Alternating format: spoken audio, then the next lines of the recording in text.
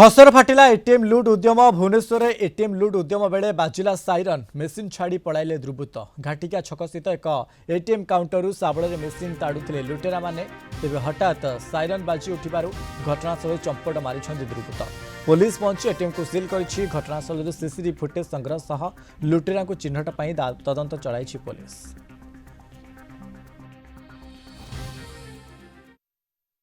समय थिला 5 तारिख एवं रविवार जेहेतु छुट्टी दिन बैंक बंद रही एटीएम टी खोला रही किंतु रविवार पाखापाखि संध्या समय अर्थात दुर्बृत्त जनक एटीएम को आसीथिले एवं एटीएम रो आखपाखरे कई लोक नथिबा देखि एटीएम भीतर को पसी लूट पाई उद्यम करथिले। प्रथमे एटीएम रो मेसिन रो टंका काढिया पाई चेष्टा करथिले, जेतेबेले विफल होइतिले सीधा सड़क मेसिन को गोड़े गोईठा मारी एटीएम को मेसिन को ताड़िया पाई उद्यम करथिले।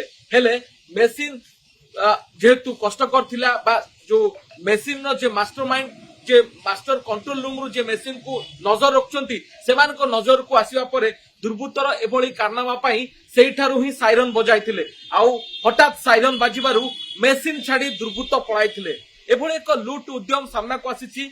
घाटिका निकटरे सीट कैंपस पाखरे थिबा एई बैंक एटीएम रु जेतेबेले कैनरा बैंक रो एटीएम रु लूट पाई उद्यम करुथिले दुर्बृत्त एवं ए घटना वर्तमान पुलिस को नजर को आसीबा परे भरतपुर थाना पुलिस सीसीटीवी फुटेज आधार रे अभियुक्त को चिन्हट करिसंती। ए आखपाख अंचल बोली पुलिस रो सूचना रही। तेणु ए बैंक एटीएम लुटरा पछरे कौन उद्देश्य एवं केते जण एते संपृक्त अछंती किभली से माने एभली एक लूट उद्यम करुथिले से सब को नै पुलिस एबे तदंत करूछि। भुवनेश्वर कैमरा पर्सन शरद कस तापस परिडा कलिंग टीवी।